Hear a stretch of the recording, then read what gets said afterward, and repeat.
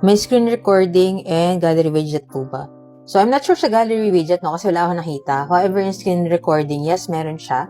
By the way, ang tinatanong niya is itong ating Infinix Hot 60 Pro Plus. And so, kung di ka pa familiar sa phone na to, this is one of the newest phones from Infinix. And ang maganda sa kanya is very slim yung kanyang design and very lightweight, magaan. And then, AMOLED curve na rin yung kanyang screen.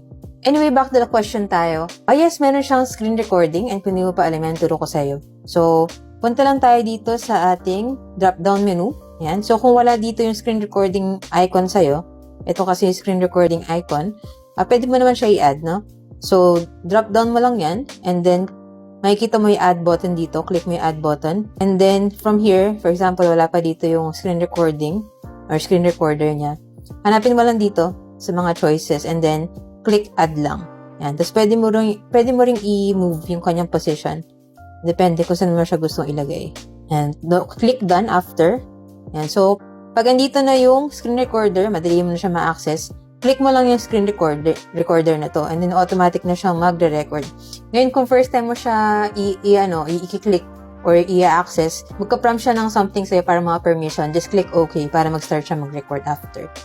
Yan. So, makikita mo dito sa dynamic bar na nagre-record yung screen. So, kung ano man yung gagawin mo sa screen, yan, marirecord niya rin. And magiging video siya after.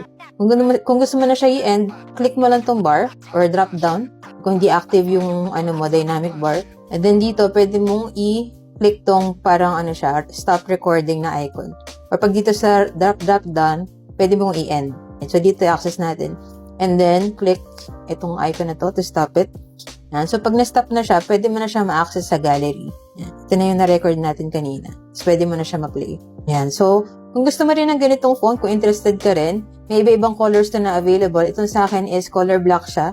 Ang ganyan itsura pag color black. Meron din tong pink, blue, and yellow, I think. Yan. Check mo na lang po dyan sa yellow basket dyan ko nabili para same quality and legit din yung mabili mo na phone. Ayun lang, sana nakatulong tong video. And if you have any other questions, let me know in the comments and follow for more tech content.